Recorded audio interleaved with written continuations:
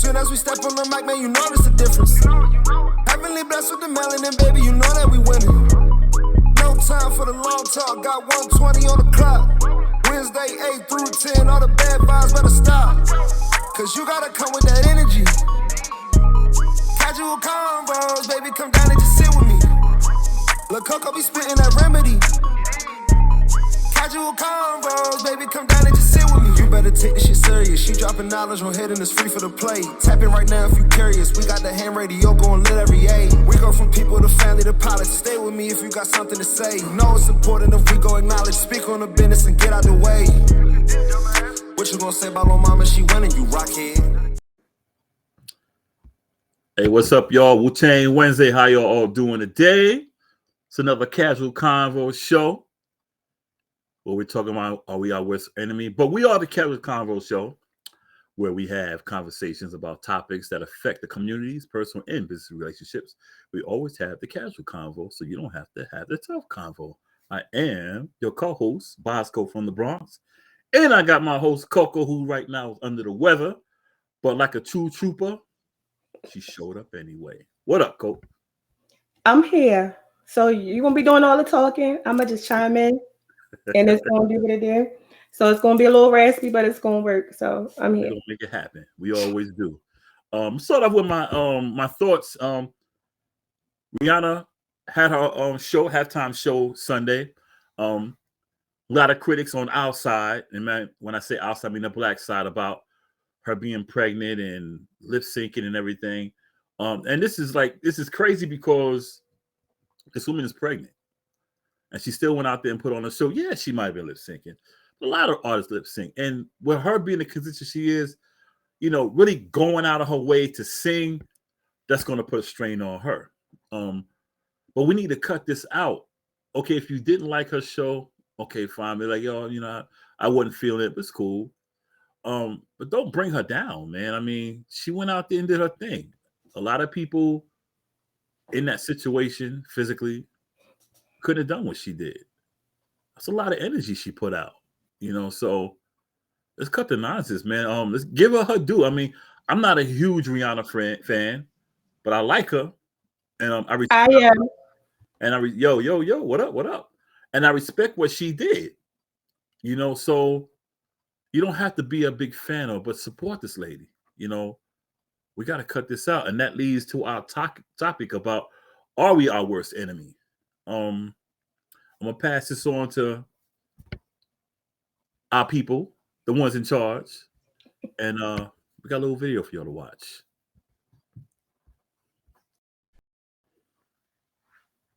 There it is. Oh, damn. I was getting into it. I'm sorry. Anyway, there it is. It's about status. I mean, it's like, what do we have? What do we own? And like Dr. Umar said, we don't have an Africa town.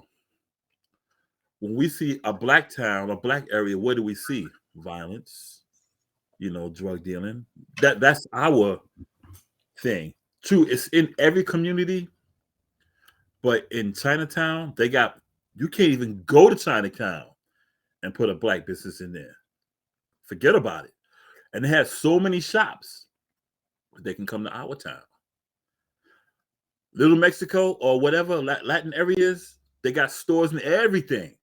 Their stores. And they got some in our neighborhood. Koreans, Arabs, just like Dr. Umar said. All this stuff, but what do we have? When we build a store, we tear it down. We got to go in there and rob them. We want this, we want all this stuff. And let's say if we don't get it, we tear it down. Or we burn it down. We rob it. Whatever we got to do to get what we wanted out of it. And that's part of us being our worst enemy.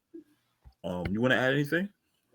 I do. I think a good piece of the representation is important. Like even when it comes to having our neighborhoods labeled as ghettos, the hood. So I look at it as imagery, the same way they say, okay, if you go to these ghettos, quote unquote, and you see everybody in Jordans, everybody in Fendi, everybody in Gucci, everybody in Chanel, whoever, you get what I mean, Birkin, all of this stuff. So it's okay. So we in the projects, but we can afford these things, but we won't take that same money anyway, I'm gonna get to that later. So, okay, we getting into imagery, right? So, if you look at even in movies and even everywhere that you look, when you think about Black neighborhoods, it's always raggedy, dirty, Right. colorful hairs, baggy pants, stuff like that. But when you really go into a lot of areas, you don't show us in middle class, suburban neighborhoods, which a lot of us live in. So Right. it's not always painted as that. So I think when these images are put out, so when you want to glamorize being the hood person, so to speak, but you got this money because you starting with all of this. But when we think about it, most drug dealers or most people who live in the fast life don't live on their own. So they got this money to spend on this because they either living with their grandmother or your girl or something like that. So it's pretty much like a stunt. So I say to say he made a lot of points as into how we represent and what we accept as representation. So part of the conversation that I wanted to ask you, like even a part of us being our worst enemy, is how we represent ourselves, not how other people represent us, but we accept it and we embrace it and we want to take it and live it for ourselves. I'm about to go, so you go ahead. Yeah. I think we represent ourselves in the wrong way, negative way. And people say, but we wear this. Exactly. We don't wear Victor Gamon, black clothier, Rihanna, not Rihanna, Rihanna, Reona, I think it's spelled, Christopher Rogers, Dapper Dan. We don't wear these black brands, even Studio 89. I mean, a little pricey, but we don't wear these brands in our neighborhoods. But we wear Gucci and whatever else, and like Dr. Umar said, it's status. And the way we represent ourselves, if you go to the white communities, you see the average white guy wearing a polo shirt, whatever, but he's looking like, I'm about to go to work. Even if he's not going to work, he might just be going to the store. He looks nice in the brand. But when we wear it, like I said, as a status symbol, but more to show how gangster we are, how hood we are, how thug we are, rather than saying, okay, I'm trying to look good, I'm trying to look nice, and even with these brands, we take these brands and we change them up. I mean, the whole thing about representing the hood, I don't like it because what is there to represent? You represent a neighborhood that basically has a black eye every day when you wake up in the morning. So what are you representing in the hood? I'm street. We're all, if we live in black community, we're all hood. We're all street. We're all from the street. If we're struggling, we're all from the street. But is that what you want to represent? You want to try to represent yourself in a way that people see you in a different light, not in this negative light. And see, that's the problem we have as black people in our neighborhood. We want to be represented. We want to represent ourselves in this negative light and push it as some illusion of grandeur. It's just like the N-word. Yeah, I'm a nigga, I'm a real nigga. But when you see those who say, I'm a real nigga, what are they doing? The negative stuff. Now, you go to white communities, you may have those who act the same way, but they're acting that way because they want to be like us. And I never understood why you want to be that. Because if I could start my life over, I wish I was born when my mother had a little bit of money. Not a lot, because I wouldn't know the lessons I know now. But a little bit of money, we got to change that, because it's sad because we buy these brands and we use it against each other. I got these Jordans. It cost me $200. What you got? Like, come on, homie. I got this Gucci jacket. Look at you wearing something from Walmart. I shop at Walmart. I'm no shame in my game, But we use that status symbol to bring each other down, knowing the very ones who are wearing it came from the same thing, came from nothing. But now that they have it, they want to bring this next person down. I think I wanted to piggyback on something else that was mentioned. I agree with everything you said. So, based on the video when he was talking about like how you see other races of people, cultures of people come over and they build, right? Mm-hmm.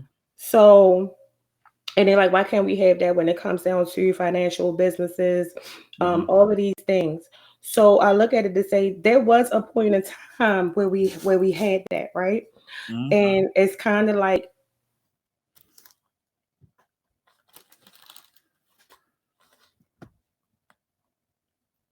I think she froze. There was a time that we had it, and it's going back to before Reconstruction and after Reconstruction. And we know what happened with those: Rosewood, New York, Atlanta.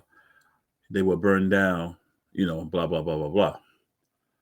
But even up until, I guess, the late '60s, early '70s, we had it. You kind of froze up, Coco, so I'm just continue to speak. We had those things, and it's like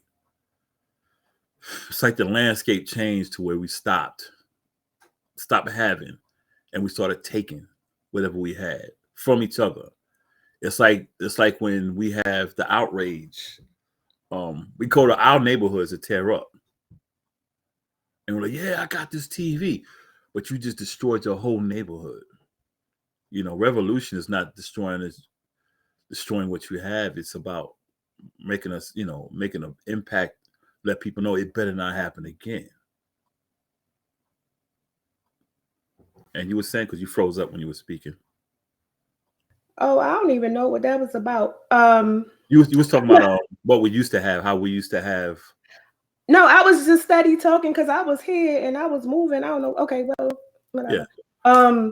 You might have been going and I might have been frozen. I don't know. I just kept on talking when you froze up. No, I was just thinking like I think we came into a point of allowing certain things to happen. Like we always like blame other people and other things. And I get government. I know certain entities play a part in certain things. Mm-hmm. But okay, so we know this, right? We're smart. Mm-hmm. We know better. Yeah. But instead of us standing up for something, we embraced it. And we made it seem like this is our normalcy. So right. When you make something your normalcy and you expect for people to care, like just like here, like even down to education, everything is like dwindling down. So it's kind of like, oh, okay, y'all still don't care. All right, we're gonna take something else. Okay, y'all still don't care. We're gonna take something else. So it's not until we see other people do it that we feel like it's a problem. Or it has to be somebody has to put the battery in our back. Right. And then that's still only like temporary. So I'm not understanding the logic in how we maneuver within our own communities, and we allow so much to happen. Just like when we see, I get gentrification happens.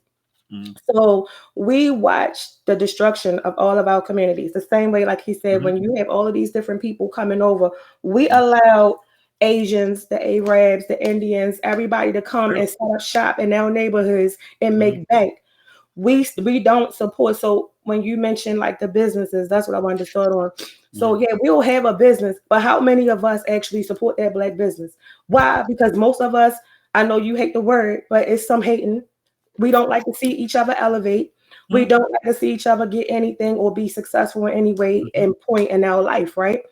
So I say that to say we complain about these things. And granted, yeah, it's this, and the third. You might look at it like, okay, it's a little corner store, but you will skip and go further to Ming Lee and them and go spend all your money when she won't even let you come in the store. You gotta tell her what you want. She gotta go around. You can't even browse around. But like you said, we will sit and rob and do everything to our own. Or better yet, I'm gonna do one better, or you want the discount, right? So Rich, I'm gonna get to that. We don't even, not only that we think of consumers and not owners, but we want to own shit and we want to own stuff and have a business, right? That just threw me off, but I'm gonna just keep on going with it because I did want to talk about it. we will own stuff. Like say somebody might say, oh, I got a business, I'm selling this. Mm-hmm. We will stop right there. We don't think of owning an establishment, a building, something where so we can employ others that look like us and keep that going. We won't sit there and do or take one out of their book. Put your kids up in there. If anything, you'll shun your kids out and be like, they can get their own. This is mine. This is mine.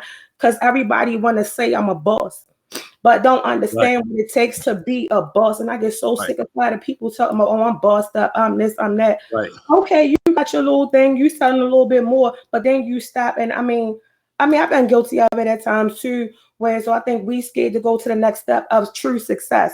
So we quit everybody and everybody say, yeah, they got their business, they doing this, they doing that.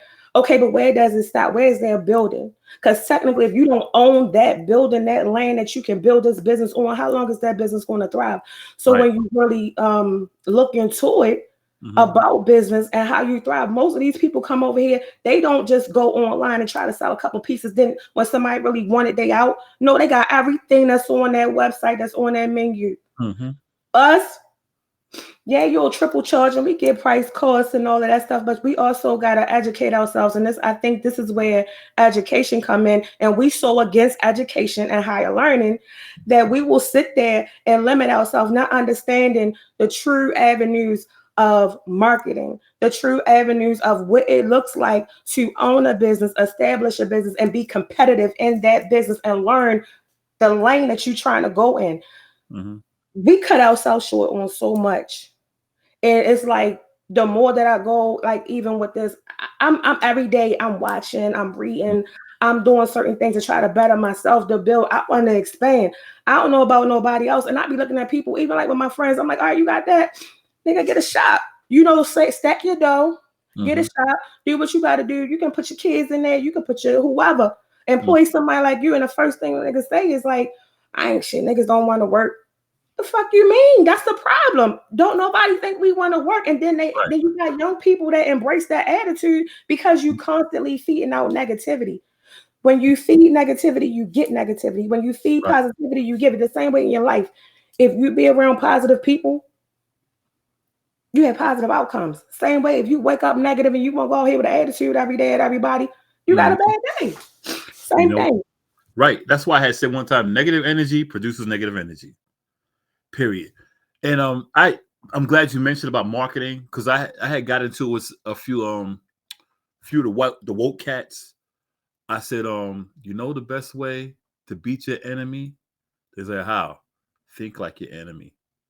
Nah, I ain't trying to be like them white folks. I said, look, why do you think we don't have nothing? I said, this is nothing against white people. I said, but they had the right game. They said the only way to beat them is to play their game. Muhammad Ali would defeat his opponents before he even stepped in the ring. Because you know why? He knew what they were thinking. He got into their heads. If you see someone doing something, say, okay, what did that person do to be so successful? It don't matter if he's Arab, white, yellow, green, Martian, Juponian, whatever. What did he do to build his business? You take that model, the art of war. You take that model and say, okay, how can I incorporate what he did to improve myself? But our people love to say, I ain't trying to do nothing like him. But Miss Kim, Miss Coochie, my bad. Javier, all of them are looking at each other like, okay, he did this. I'm going to do this. Miss Kim, okay, Javier did this, so I'm going to do this. They're all doing that. And they say, you know what? Let's go to the black neighborhood because we can get one of them buildings over there and get paid. To where when we do that, like you said, we triple our prices. It goes to show we need to learn marketing. We triple our prices because we want to make more money than Miss Kim and Javier and I. No, but we gotta learn about wholesale. And that's another thing that people don't understand. To be competitive, sometimes you got to shop around and get your stuff wholesale so that you can put your ticket on there. But then even still on top of that, like in the comments, like Rich has said, we think what did he say? Well, he said we think as consumers, not owners. And I said, well, okay, we got to have the mindset to think like an enterprise or organization. Mm-hmm. And another issue, like when you mentioned, like as far as like the learning thing, another thing that we don't do is share knowledge. We don't share ideas. It's always like, oh no, you can't tell nobody. Nigga, why? My thing is, if it's not my time and it might be yours, if I got some, let me tell you something. Everybody talk about me for this. I'm this type of person. I'm not going to sit on something that can help somebody. Right. You know, it might not work for me, but it might make bank for you. And Right. the only thing I want you to do is go ahead and pass that on to somebody else so that they can grow and that they can learn. But I'm not about to sit on nothing. We will sit on something and watch somebody struggle and Right. laugh and make a mockery of them instead of just saying, hey, let me show you something. But I think the piece of people not wanting to receive information because everybody wants something for something in our communities. Yeah. It's like because we don't willingly give that information and we so quick to be like, oh, well, you owe me or you do this. No, how about go ahead and do your thing? And you know, Put the step on the bag. I'm glad you said that because see, like this guy might be wanting to, let's say he's gonna do like a sweet shop, just straight candies and stuff like that. And you might want to do something a little different, but you might have the knowledge to help him get his little sweet stuff going on. Like, yo, this ain't my lane, but yo, da-da-da-da-da. And you never know. That guy who got his little sweet store going, he might say, yo, check this out. I got some people looking for da-da-da, and he might shoot you some game. And y'all both want to come up, and y'all doing two different types of things. Like you said, but we like to sit on information. It's like, if I can't get it, I ain't gonna let nobody else try to get it. And I'm like, dude, it's not a competition.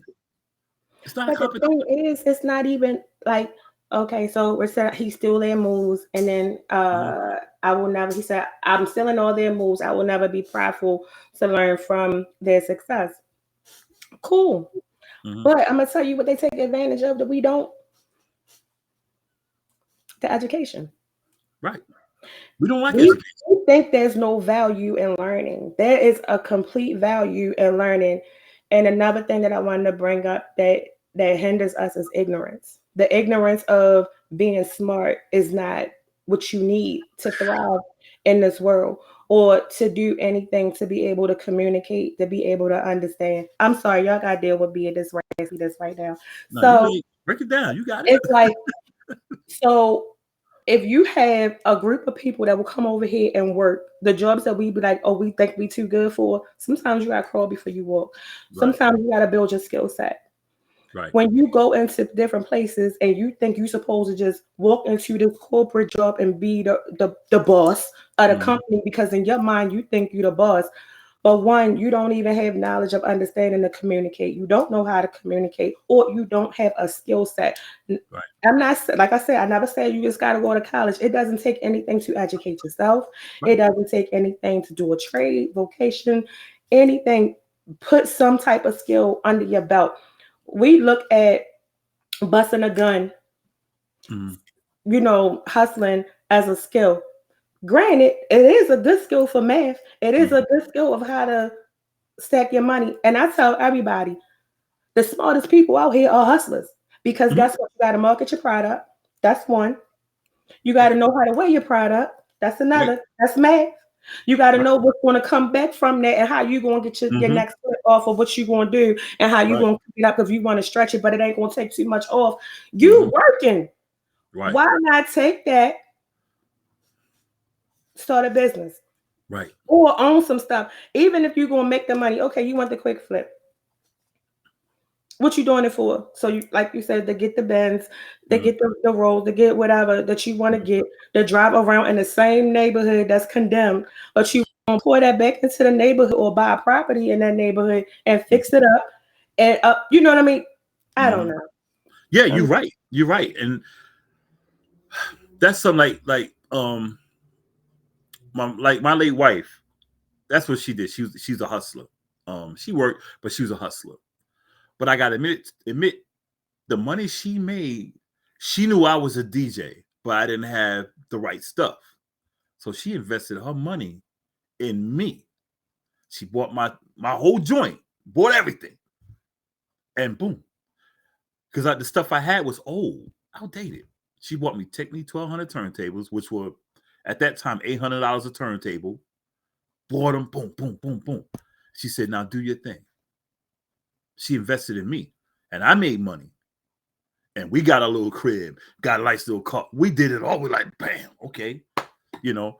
And I think what the problem is, people, like I said, we don't like education.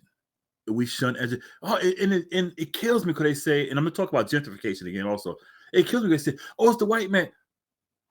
Money and math is something you have to know math to know money. You don't have to be the smartest person in the world, but you got to know how to money management. You got to know how to make your money work for you. You have to know how to read. There's nothing white about that. That's just brains. Algebra was created by the Arab person. People, algebra, okay. Gentrification. Like I said, we let people come in and take our neighborhoods over rather than saying, "Okay, I need to be part of this," because see, we can gentrify our neighborhood in terms of getting them knuckleheads out. And I'm not talking about white people trying to come in. I'm talking about them knuckleheads that bring our value down. We can do that. But see, we got all these niggas, excuse my French, that want to say, "Free my nigga so-and-so who just shot one kid for saying something like, yo, I don't like you." Pow. Free my nigga so-and-so who's selling more dope on the street and got everybody and your mama smoking. But we can get these guys like right around the corner from me. Like I always say, it's the hood. My daughter got things running over there to where it was a big piece of land that just sat over there for years. Her and her boyfriend, well, then boyfriend, they did something. They contacted the government. They got control of the land. It wasn't their land, but the government said, "Here, his money, do. They tilled the soil and built a whole garden, a full acre of land, full garden, had it thriving. The vegetables she got, she took it to the fresh market, made her money. Government sent a check. Of course, they want their little cut, but not out of the money she made in the garden. They just want to see what you're doing because it was dead land. Because the city didn't do anything about it. But it took one black person who was over there to get mad because my daughter's boyfriend basically became the top dog over there. He got mad. Now that land over there it's been sitting over there for the past 3 years, just doing nothing. Because he wanted to be the man. Rather than saying, "Let's keep doing this." The people, the residents over there were volunteering, because if you volunteer, once it started growing, you go there and pick your own vegetables. The whole lick. One guy destroyed the whole thing. That's a good point. And you know also, he wanted to be a boss. Everybody want that title, but don't really want to take the true responsibility of being one. And some people like to use that to whatever. But anyway, what made me think, I'm sorry, when you were talking, because when you were talking, and Richard made a good point. He said priorities. We were poor, but we took education serious. Repercussions to pay with Abuela and Mom Dukes. I think the other piece is family, like the unity, the structure of that. But another thing that we don't take into consideration is when not for the newer generations, but our generation, like your generation, one thing that we did have family and people around us in the community that did not play about certain things that they did not have or that they were forbidden to have. Right. So, and they knew, because if they had that, the come up, the unification, the elevation would be that much great. So what did we do when we got those things and we were starting to be smart? We were starting to be, really take over certain fields. Yeah, crack came. Yeah, liquor came. Yeah, women's lib came. Yeah, all of these things happen, right? So, okay, what happened? We started to get smart. Now we can articulate. Now we understand what's going on, because our generations before us, they had to figure it out. They couldn't be smart. Now we make a mockery of the smart person. We make a mockery of the person who wants to excel in life. So it's kind of like, when do we get to the point where being successful, being smart, or wanting better was the bad thing to have in your life? So it's kind of like, but if we were told, oh, you can't go to school, you can't read, oh, you can't tell me what to do, you can't do da da da da da da da. So it's kind of like, yeah, we're gonna, because they pretty much telling you now, because they letting your simple self go. Like here, they just passing people through who can't read. So how is the Like that whole article you sent me, that video, that was disturbing. right? How is a whole school system? None of them can read or do math, but they passing and graduating. And it's like, make it make sense. Where's the outcry? Where's the, We're mad where at the wrong things. for like the whole thing? So I also look at it and say the accountability is important for why we destroy ourselves. We destroy ourselves when we destroy our minds. You know We what? allow so much to happen. You know what? We're quiet when it's us about us, but we're real vocal when it's someone else offending us. I think like this is why I hark so much on a certain period of hip hop, like from like 85 till about 95. This is why they say I got old man energy. This is why I hark on it, because if you look at that period, that's the period that we as black people was like, yo, we mean so. It was like the rebirth of the civil rights era, the Black Panther era. It's like, yo, we can do this. We could do this. Cause that's when we started having our clothing lines and things started happening again. And all of a sudden, everything fell back down again. And that's why I always hark on it. Because see, back then, the community raised us. And before that, and it made us try hard. It pushed us to say, okay, I need to do this because Miss Edelmay is going to tell my moms, or Mr. Whatever Jackson, like, yo, you got all this talent. Why don't you do this? We don't have that anymore in our neighborhoods. Because see, now you can't sell a little kid, yo, man, come here. You need to chill out. Why you messing with my kid? Yo, kid. Yo, little girl. Oh, why? What you trying to holler at my daughter? She's only 15 years old. You can't say anything anymore. And see, that's why I kind of feel bad. Me and this new generation, we go at it all the time, but this is why I feel bad about it. I feel bad for them because there was a time where, and I don't know what happened because I'm like at the beginning of Gen X. I don't know what happened between the end of Gen X and the start of Gen Z. I don't know what happened in there because it's like everybody quit. So now this generation, although they will step forward, what they don't have no heart. They give up. They can't take things. They can't take criticism. And I don't blame that on them. I blame that on somewhere in that period before they were born or when they were born where people just quit on them. Because now they don't have heart. They'll fight, but you can make them back down. And I don't know. And that's another part of us being our worst enemies. Like it's a sin to be smart. It's a sin to be smart. I found with me, even at 58, a lot of women like me because I'm smart. I'm funny. I mean, keep 100, but because I'm smart. To where the guys, they got this little attitude like, oh, so they sapiosexuals, right? Because I know that's what I am. You said what? They sapiosexuals. Where so intellect and yeah. It's a thing. It's great. Yeah, the guys get mad and like, oh, you just trying to get the panties or whatever. No, dude. I like to read. I'm glad I got that nerd tendency in me, but they get mad. And they talk about how they want, and I don't mean to switch subject. They want them smart type of women too. So they can bring them down. We are our worst enemy. We don't embrace the stuff. We want to use it and abuse it. Yeah. I think the main part is we will take anything of unification, growth, and empowerment, and we will flip it. And I think most of that comes from not understanding. And sometimes there's a thing where it's like people fear greatness because you don't know what that looks like. In the same way, my grandmother, God rest her soul, she used to always say, "Leave a nigga in poverty. That's all they know." Yep.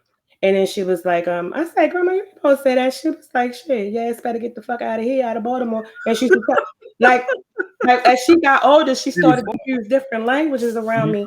And right before she got sick or whatever, she used to be like, "Hey, where you going to travel to? Where you want to go?" Because she started traveling late, you know.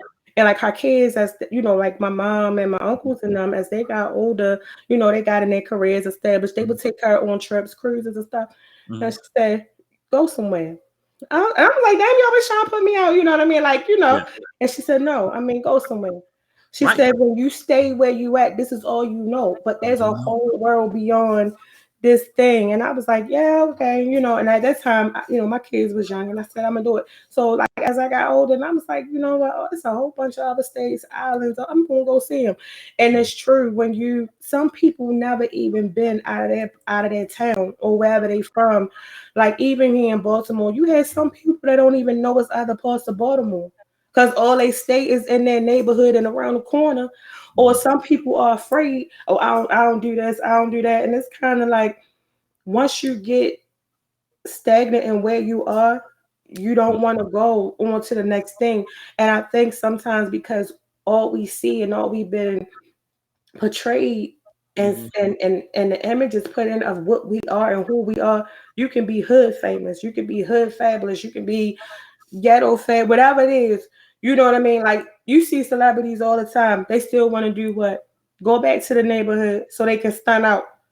You know, you can go everywhere else, but you want to go back here, but you won't put the money into it and have a resource center or something for the kids. But you'll go back just to show off your car, and then you get caught up. So it's kind of like we got to change the mindset and understand. Bless you. Bless I'm you. sorry. No, you That straight. we can have a lot of other stuff, and that there's a whole world out there to see, and that we can make our little immediate world even better. Not saying I know everybody want to like we want to leave the neighborhood, but we don't want to lift them up either. Right. So it's kind of like you had people that you know. What was I watching something and it's like this one we think we got some money or we got this, we think we made it. That's only what you allowed to have. And when you don't even understand the structure that you're becoming a part of. So it's kind of like we see it every day when people look at Kanye, everybody want to use Kanye. It was a billionaire. You said they took that shit away? Quick. Same way that they can do to anybody else. So it's kind of like don't turn your nose up on somebody because they don't want to wear the Chanel or you know do all of this other stuff. That doesn't make them less than who you are. That just makes them value what's really important. And I don't think we understand what's important. You know what? Like my I call her my granddaughter because she hangs with my real granddaughter. She had never flown a plane. Last year she wanted to go to Orlando to see some of her family. She's gonna catch the bus. I said, "No, fly." She's like, "I'm scared, Pop. I'm scared." I said, "You're fine." I made reservations for her, took her to the airport. She flew. She came back. She said, "Pop, it was great." I said, "Okay." I said, "Look," I said, open up an account, Allegiant Airlines. I showed her. Her next time, she made her own reservations. You know, I had to show her how to do the luggage stuff because she didn't know. She flew. She came back. And she was like, wow. Then I just picked her up yesterday because she went down for 4 days, came back. Now she's 17. She started flying on her own at 16. I said, "You know what you did?" She said, "What?" I said, "You just leveled up." I said, "While your friends are running around here acting a fool, you're flying and people are seeing you." Because she was recording people how they were talking to her. You know, she's like, "Wow, I had grown women and grown men talking to me about this and that and this and that." You know, she was saying how one guy was sitting next to her. He thought she was somebody famous, and he was talking to her about like how to manage her money, and gave her his card. You know, he was a PA and not PA, financial analyst, and she was saying people was talking to me. I said, that's how it is. I said, because you know what? You're outside your comfort zone and you're seeing more and more. I said, this is why you don't need to stay in the hood. When you got, because she does hair, she makes her own money. I said, make your money. You want to go somewhere, go. Period. You know how to make your reservations. You know how to reserve your hotel. You know all of that stuff now. I said, enjoy yourself. And she loves it. And that's why people need to get out of your neighborhoods, man, and see how things operate. See how things and getting back to stores and stuff like that. I mean, if you want something, just be like, yo, like when I was doing my internship, this lady, she was from St. Croix, and she had a little island shop. And she moved back because her mom was sick. But I did my internship with her, and I told her, I said, I want to open something like this. She said it takes a lot of work, but she let me shadow her and was showing me stuff. She said, this is this. And I was like, what about food costs? She said, I'm going to tell you how you do your food costs. She showed me all that stuff. She showed me how to cut corners. Not with the money. I mean, with food, how to make some things last longer, taste better, and not spend as much money. She was showing me all this stuff. And I was like, wow. So you got a bunch of stuff in the freezer. Who, me? Mm-hmm. Yeah. Because that was my own favorite thing. Put it in the freezer. Yeah, she looked, yeah. She told me like, because I already knew about salt. She said salt will keep things living forever. But yeah, she showed me salt, yeah, with vegetables. Explain that. Salt preserves stuff. Like, you know how we got things in cans? The reason like salt, iodized salt. What kind of salt you talking about? Okay. Yeah. That's why we can keep things in cans for so long. Yeah. I don't like canned stuff. I don't either. But I'm just saying that's how they preserve, because of salt. Salt keeps a lot of stuff preserved to where sugar eats stuff up. Like yeast. Yeah, sugar eats stuff. Salt preserves things. Yeah. But she was showing me a whole lot of tricks. And she said, if you ever open a business, this is how you start. She showed me how to start from nothing to get to where you're going. She went through the whole, and I still got the paper. I was taking notes. She said, wait a minute, I'll just type it all out for you. And that's what I mean. We need to share knowledge, you know, because she knew she was closing down, but she was going back home. So she gave me $1 million worth of game before she shut the joint down and went back home to St. Croix, you know. Yeah, she was dope. And that's what we need to do. We need to share knowledge. I mean, even if you're not ready on the come up, help somebody else come up, because they might come pull you back. Like, yo, you can't. Yeah. That's it. That's where I was trying to go with it. I remember now. It's all right. It's all right. It's all right. Because, you know, when that person make it, they're like, yo, man, come here, man. I need you. I want you to come in. I want you to come into this business, man. No, but I was talking about like when I was trying to think of sharing knowledge. Yeah. Like, you may see somebody could see somebody struggling or wanting to do something, but may not want to know where to start. Right. And I know I probably said it a couple of times, we assume everybody knows better. Mm-hmm. And I think we got to erase that. Mm-hmm. Only because everybody don't know better. You know, everybody doesn't have the same upbringing. Everybody doesn't have the same understanding, awareness, or process of certain things. Some people have certain things that they specialize in understanding, mm-hmm. and some people don't. It just may take a little bit of time. And what we don't have is patience with each other. Right. You know what I mean? As far as ways though we're teachable. Granted, everybody ain't teachable. I ain't saying go and try to beat it in somebody's head or, you know, none of that. No, I'm not saying do that. I'm saying to a person that wants to receive it. Mm-hmm. Yes, give it to them. That's like, okay, for instance, if you say, just like you doing painting, right? Mhm. And if you like, I can't get this. It's something about when I finish, or this is that and the third. I may know something that I Mhm. do, like, cause sometimes when I want to brighten my colors, I Mhm. might use like a gloss or like a mixer. It's like a mixer Yeah. that's like an enhancer that you can Yeah. purchase, and Yeah. it's clear. It come in pasty. You can get it matte, whatever. And I might watch you struggle, knowing that the color, the look that you really trying to go for is right here. But I just sit here watch you. You doing all right though? Yeah. And, Ooh, and man. I hate that. And I be looking like, yo, just tell a person. They like, they know. And it's like, we gotta stop thinking everybody is conscious of certain things and have that particular awareness, and just sometimes be like, I know you're trying to get this, but hey, Yeah. try this. Or like if somebody wants to do something like, hey, it's a program that Mhm. this is then there's people will sit on information that's free. Giving information is free. Free. Helping somebody is free. You know? Or because we don't want somebody, or they might get it and then they might get a little bit more than me, or this is then a third. And like somebody used to say, you tell people too much stuff. And I'm Yeah. like, if I'm knowledgeable or something, Right. I'm going to show you, or I'm going to teach you. Because once you know and you have that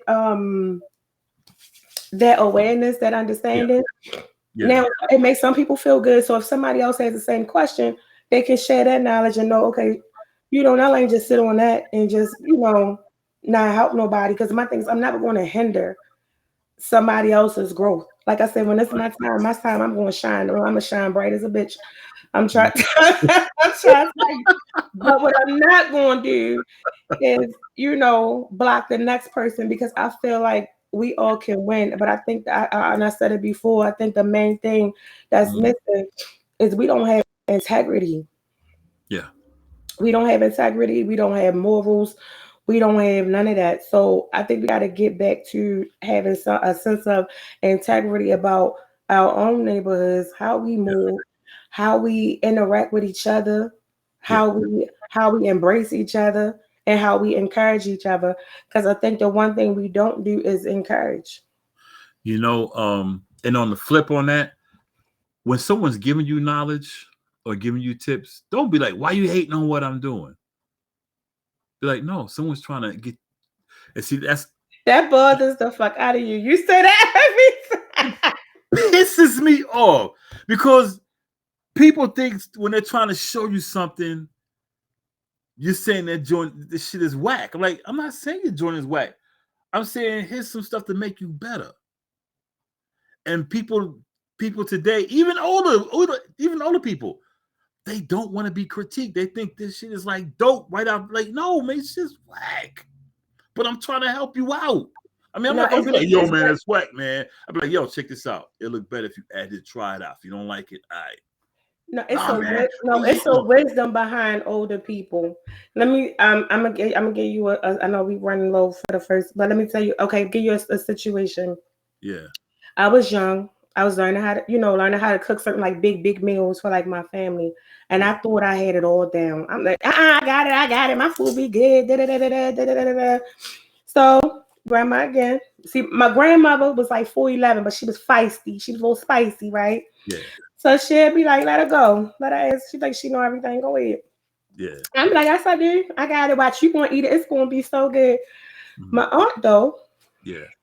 she like, no, put that shit down. My aunt Margaret ain't play. Now she was also like 4 feet something, and they Damn. was all like spicy. And you see me. So I'm like it down, like y'all better go sit down somewhere. So, anyway, long story short. So I'm like, okay, so I'm cooking, and this was the day that I learned how to make. I used to buy grape, right? Yeah. So, and I was cooking dinner for the whole family, and this is when our family was still, Yeah. connected. So, my aunt said, "Put that shit down. Ain't nobody gonna eat that." So that shit will be good. What you talking about? So she was like, mm. So, my grandmother got, better go eat when everybody leave it sitting right there, and don't put none of that meat and none of that you got right there. And I spent my little money, and Yeah. I'm just thinking I'm doing something. I'm showing my kids. I'm just proud of my little store-bought gravy. My aunt dumped it. And she said, now I'm gonna tell you something. Cause the way we had like the duplex, right? Yeah. So she took me downstairs and she said, come on here. I'm gonna show you what you do. And my aunt got everything. She make her own shit, all that. So she said, you get yourself some boiling, you get yourself got a little bit of green, you got some in a little pot because you know the turkey. And she said, get some flour and get some salt and pepper and bring your ass back upstairs. So I said, I use no fucking flour and water. That's how. Hey, put that grease in there. I was 19. I was like 19, 20 because I had my daughter. Yeah. And she was like, now you gonna learn because we not eating that shit. We don't do that around here. We from scratch people. And I said, I've been doing like that. Oh, I don't know what you talking about. She said, well, I don't know what your mother taught you, but let me show you how you gonna do this today. And my grandmother sat her little ass in her chair and watched. And she said, now taste it. That shit was good as a bitch, and I ain't making no different. Yo, that old school baby be like, but it just goes to say, like, sometimes when people, like you said, when people trying to teach you something, we quick to be like, we got it, we good. But behind that, sometimes listen, because it may be one step. And I tell my kids the same thing. And then sometimes, but you gotta take your hands off of it sometimes. Yeah. And that's what my grandmother was like, let her find out the whole when we sit there and let that shit sit and get cold and don't nobody eat it, she gonna be mad and her feelings gonna be hurt. See, that's how my grandmother taught me because she knew I was a little wild card and I was like, I ain't gonna listen. So that's how she would get me. And then when my feelings was hurt, then she would talk to me. My aunt, on the other hand, she ain't give a fuck. Throw that shit in the trash. She threw. I was mad as I don't know, but I said, "You gonna give me my money back?" She's like, "I ain't giving you shit. You gonna learn how to do this," and that's how she did. But every time I learned, and even to this day, you know, I thank God for like the women in my family, even the men in my family, because I learned so much life skills that I can teach my family, and I wish to pass that on, and I wish to do that with anybody that I come in contact with. So I think we just gotta figure it out. And sometimes when the older people try and tell you something, listen, even with my kids, sometimes I gotta take my hands off and let the shit drop where it drop, and then I'll be like, I was trying to tell you. Right. You can't save all the whales, man. That's what I was doing. Can't save them all. Yeah. We just have to change things, man. I mean, we gotta eliminate those who don't want to see others advance. I mean, and like I said, with gentrification, that's the one thing. Listen to the older people, man. I'm trying to tell you, they changed my life. Changed my life. Listen to us, graybeards. Just listen to us, man. I know we hardcore. Anyway, came up. Yeah, we got. I know we gotta take a break, pay some little bills, all of that good stuff. You, my love, second half, all you. I'm gonna make me another concoction.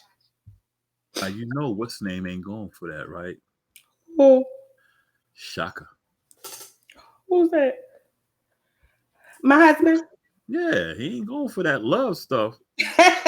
Now I know he's a little taller than me, man. I see I can't use the hands. I'm going to bring some. I don't know, because he didn't call me on Valentine's Day. What? No. Nope. Yeah. See, I ain't coming in. I want my ring now for her. Well, I didn't call Jude, so. No wonder she showed up tonight. She got a party coming up. I gotta send her my stuff. Okay. Thank you for reminding me. You want to go to break now? Yep, we gonna go to break. We be back. Go ahead, go take a bathroom break, get a drink, because that's what I'm about to do, so I can soothe this throat, and then we gonna be back because it's all Boscoe second half. We going financials next, y'all. Take us to the break, man.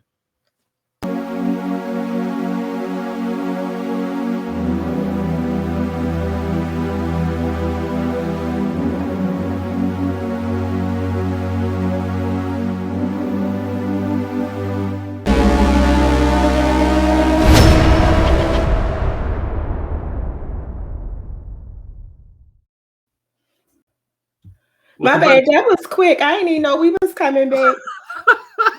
Anyway. My bad. Are you straight? Welcome back to the Casual Convo Show, where we have conversations about topics that affect the community's personal and business relationships. We always have the Casual Convo, so you don't have to have the tough convo. I am your co-host, Boscoe from the Bronx, and I got my host, Coco, feeling under the weather, but you know what? She's still in the building. What up, Coco? You ready? I'm here. I'm a little raspy, but you know, It is what it is. All right. Right now, we're still talking about are we our worst enemy? We're talking about things that keep us back, hold us down, and what can we do to fix this situation going on? What I want to speak on right now is financial literacy and investment. We talked about education last week, and I think we touched on how do we feel schools should teach us financial literacy, etc. And to expand on that, I think they should teach some, each give a head start on it. And, because, we used to have home economics in New York, we had business economics. But as adults, we still don't have it, We think financial literacy is keeping wads of cash and keep it to our ears like money phones and flashing it here. That's not financial literacy. That's financial ignorance. We don't believe in investing. And for those who don't know what investing means, it's basically putting your money where your mouth is and building something for the future. We seem to live in the here and now. True, we are not promised tomorrow. None of us are. But you still need to plan for tomorrow because you never know. What you're planning for tomorrow may be for your kids, your grandchildren, those, who are trying to come up, who's trying to get started. You want to have something for them. We need to learn how to budget our money, period. Rather than just going out and just buying things. If you know you have $10 and you have to feed your children, you don't take them to McDonald's. You go to the store and see if you can buy maybe some rice, some beans, maybe something to feed the family that you can maybe hold over for a couple of days. It's kind of hard today because things Bring it back. Bring it back. I'm not done. It's kind of hard today because things cost more now. When you're done, come back to that.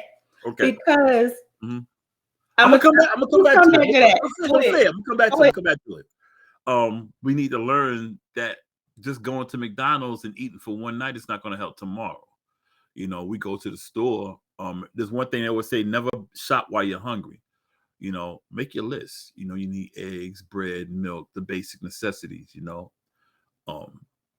Just don't go in there and say, I'm going to buy this big ass cake and we're going to eat it, because that little $5 to $10 cake can buy you a whole lot more, like soups and stuff like that for the kids. Ramen is like everybody likes ramen. Money wise, your light bills need to be paid. Don't go turn up on Friday. I mean, I know we always joke around and say, yeah, we'll, if we got a bill, we'll pay it eventually, but you can't keep that. As long as you keep that pattern, it's just like you said about if a nigga know nothing about the hood, that's all. If you don't leave the hood, that's all he'll know. You got to learn, because see, down the road, these bills you get behind, it's going to affect you. It's going to affect your credit, your standing. We need to learn financial literacy. Now, let's go back to what you wanted to talk about. Oh, well, see now, hello. Okay. Yeah. So now you done touched on a couple things now. So one, I need you to go back to the menu. Two, how to make a meal and hold it over, because a lot of times we're gonna go back. I mean, just name it. Okay, I'm gonna go back to why I said that. Two, financial literacy, definitely on that. Exactly how we save and how we spend. But it's another reason why I'm glad you're going to be on financials. I can use a personal experience for that. Y'all know I'm an open book. I don't care if it's my situation might help somebody else. I'm that type of person. But going back to the meals and how to touch it. A lot of times we tend to think we live these fast lives, whereas though a lot of people don't cook. Like, people make fun of it, like women don't cook, women don't do this. Women are doing a lot, right? Yeah. Raising kids, and I get it. But I think the importance of, like, with home economics, I tell everybody, like, I have friends and stuff that say the same thing, got kids or whatever, and I'm like, a crock pot is like your best friend. Exactly. Certain things is your best friend, and like meal prep, all of those things. I think the other important piece to understand is time management. We always think we don't have time, but a lot of things we do have time for is what we want to do. And I think now we live in a society where so we feel like it's not important because okay, like I said again, people think, oh, we make a certain amount of money. So I can do whatever I want with my money. I ain't gotta do this, I can do that, I can afford it. I'm gonna get that back, right? Right. So for me, it was okay. Even a part of like my diet, like right before the pandemic, I'm gonna use that because it was perfect. I lost a lot of weight. And Remind me to answer Richard's question when you're done. how do we save money eating healthy foods? Yeah, that's what I'm getting ready to go to though. Oh, okay. Healthy foods because right before the pandemic, you know, nutrition thing. I was working all the time, doing all kinds of stuff, but my work, stress, all of that stuff, I went to the gym. But I was also working with a nutritionist. So the one thing I noticed while I worked 12 and 16 hours a day, I was eating out. Right. So when I started going to the gym, a friend of mine, he was in the gym heavy. So he like, what you be doing when you at work? Like, you know, he said most of it is your diet. So I said, okay. So what I did was he said, yo, every time he said, do this, he said meal prep for a week. Whenever you was going to spend money and you pull that out, put that money up or keep it and put it back in your account, like push it over to your savings. So in a week, I saved almost $200. Yep. So when you think about that, so it's kind of like when you change your habits, and even I do this to this day. And when I like talk to other people about saving certain things that I learned, which was good that Rich asked that, we can cut back on a lot, which makes me think when people think they make a certain amount, and we say people live according to that means that don't mean eat out every day. Right. Sometimes if you want to take a date night, y'all cook together. Cheaper, it's more intimate, and you spend more time. Exactly. So it's just like that. So I feel like when we look at it like that, and when you talk about having food, I think sometimes when you cook, okay, take something for lunch. You know what the kids need, and then you can get certain things in bulk. They have like markets and stuff like that. You can get things wholesale, but the same places where your corner store get your little snacks and stuff from. Go get that stuff. Yep. You know what? I want to expunge on what you said because you knocked it out. Another way to save money, green vegetables can be frozen. Spinach,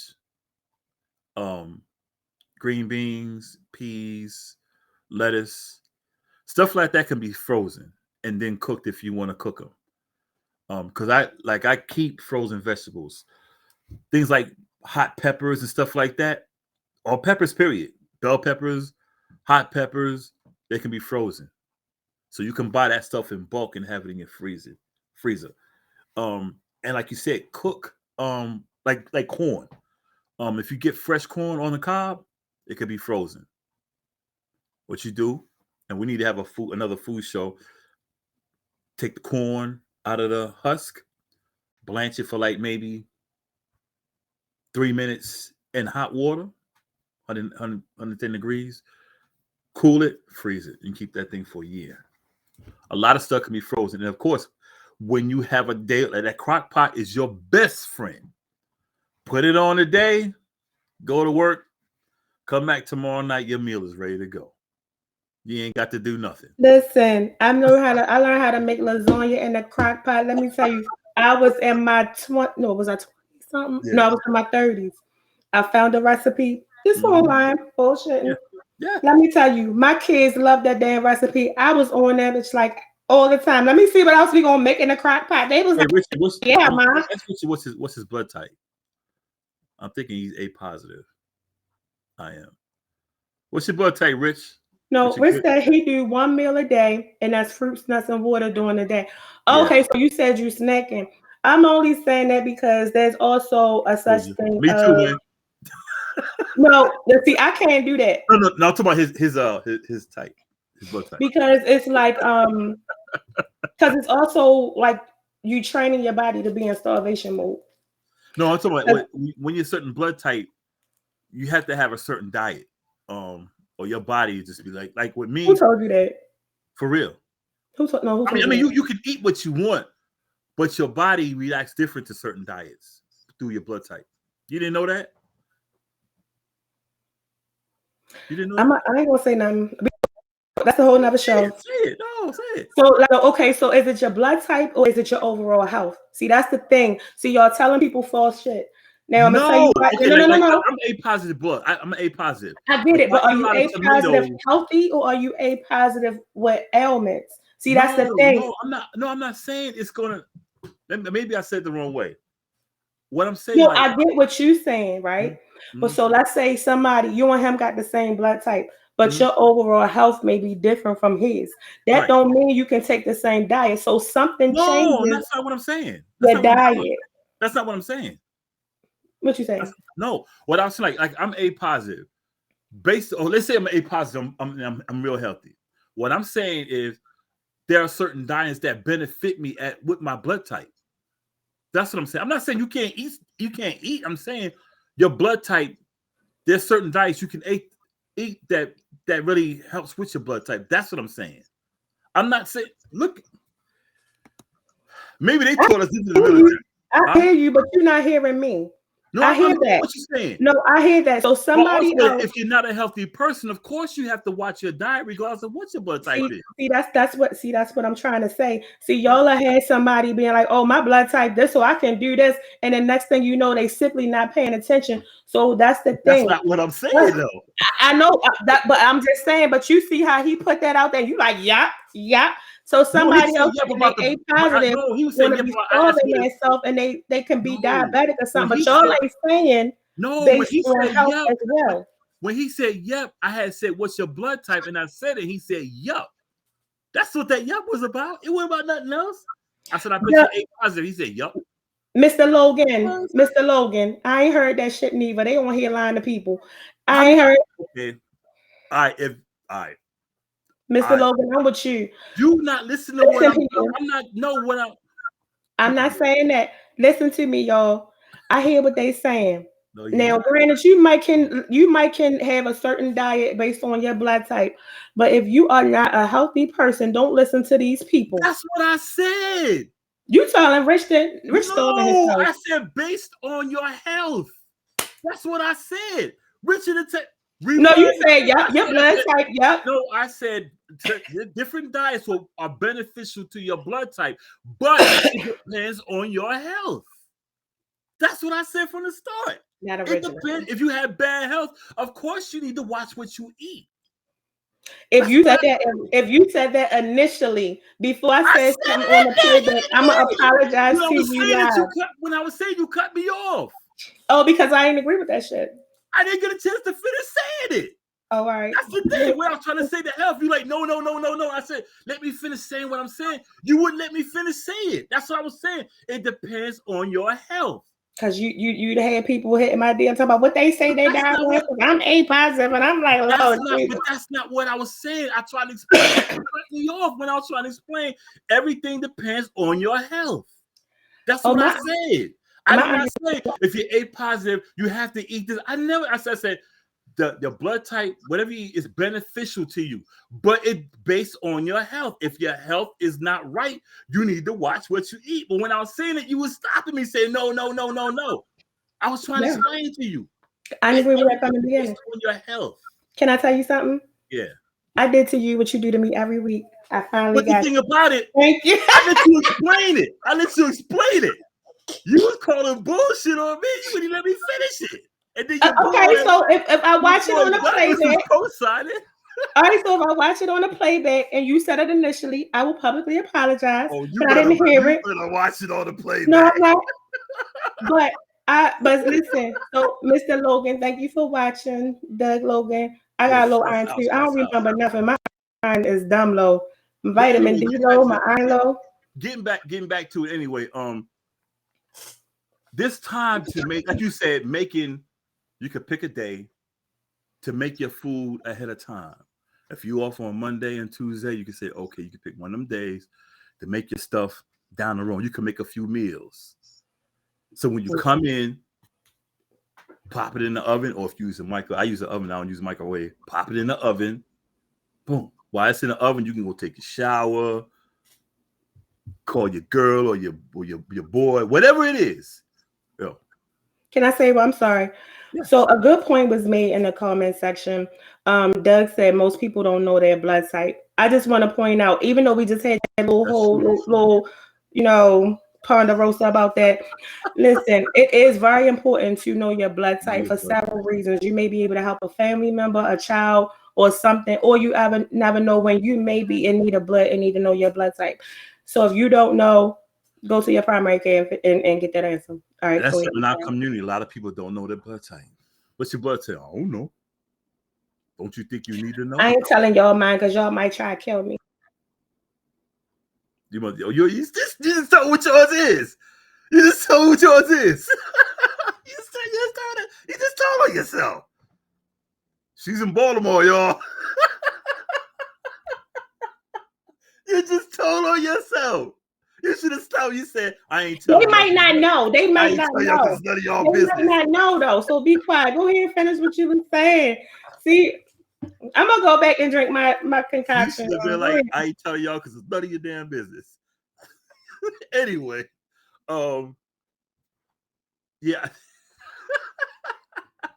Anyway, y'all, what he said, Red Cross is different. Yeah, that's true. They are. That's because I'm gonna tell y'all something. Yeah. Be careful because they sending y'all blood over there to Ukraine. That's why they low, because they sending blood to Ukraine and everywhere else but other than where it's needed. So when we need it, and when you got places like Louisiana and Texas that be getting hit by hurricanes and they need the Red Cross and they need different stuff, they ain't got the blood that we need. Let me tell y'all something. Wait until our people need your blood, then go donate. Yeah. That's another show we need to. That's a whole nother subject. I'm sorry, Boscoe. No. I'm just saying. No, I'm saying we need to put that down for another show. That's that's what I'm saying. All these show ideas popping up. So we need to talk about that. But I'm sorry, Rich. I got a high toddy. So let me explain something to y'all because of my throat.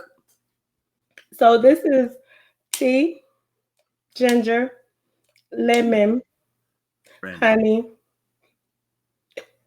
and whiskey. No brandy? It's whiskey. Oh, damn. You went all the way. Yeah. You was hotty toddy. Yeah, right. What hotty you talking about? Anyway,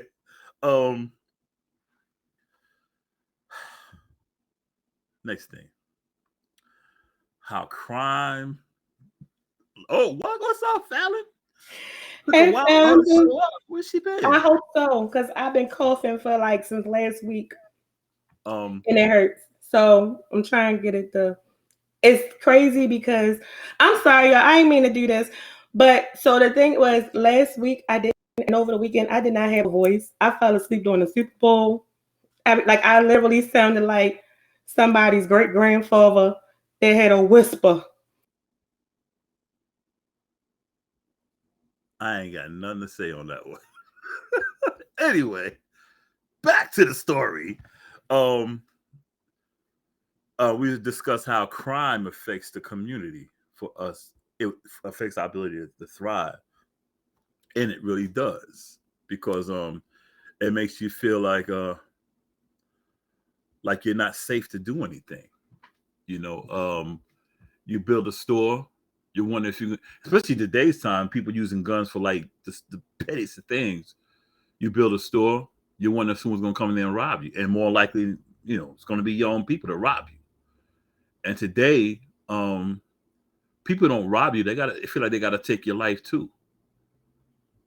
So it's kind of hard to build something in your own neighborhood now. But the thing about it, anybody else can come in our neighborhoods and build, and won't nothing do anything about it. How often do you see Korean stores get robbed? Chinese restaurants, Arab restaurants. You can't get plastic glass. They don't let you in. They be like, "Where you want?" You said what? Right. They don't let you in. They won't let you in. You go to the door. They be like, "Yes." They don't even let you in. I'm like, damn, bitch, can I pick my own? Yep. Like the little joint from around here, Little Sicko, I think it's a Shell. Check this out. They got a drive-through window now. But literally, you gotta walk up to the window. A drive-through outside. You can't drive your car up. You gotta walk up to the window. Stop spending your money. I tell people all the time, if you cannot browse and pick your own stuff and somebody can pick what they want you to have, yep, why spend your money there? And I think that's the thing. We're not conscious enough to understand how we're treated and who we give our money to. Just imagine how many big time like places, enterprises, organizations that we feed money into, including Jordan, because he don't care about our community neither, but you'll buy these recycled tennis shoes for him to go ahead and invest into the jail to keep our sons and our brothers and our fathers and whoever else locked up. I mean, I understand they might have did some things or whatever, but just when you invest into, but when the last time he's not doing anything to uplift, is he building a library? Is he doing anything? He don't even want to talk to us half the time, but we will spend $200 to $400 on a pair of tennis shoes. So we got to look into who we spending our money with. Look at Shaq. Shaq took his shoes and put them in a Walmart to make them affordable for children to have shoes on their feet. But we will joke them being in Walmart and won't sit there and patronize and support what he got going on. We got to understand sometimes where we spend our money is not for us. So the same way we're like supporting your friends, your family, and all of those things, people who you know may have a business, and pull into your friends and family who have business. Shout out to Tiff. That's the only place I get my candles. And of course, Jay, that's the only person that's going to do my pictures. Tiara, she going to make my shoes, do my hair, do all of that stuff. You know what I mean? I'm going to pull into my people who I know have the product, because I know where my money going. It's going to this family. It's going to this neighborhood. And like when I meet different people who may sell different things, I'm not saying that I can buy you out, but I'm going to make a purchase. It might not be the most expensive thing because I ain't got it like that, but I'm out. Right. And you know the thing about it, you can have a guy in your neighborhood, let's say he's selling shirts, whatever. And I think we spoke about this once before. And no one to buy what he has. Like I got a homie, Team Po, what call him Pofo. He was selling. I got one of his shirts. He was selling his shirts with his face and his saying like, "Man, hell nah."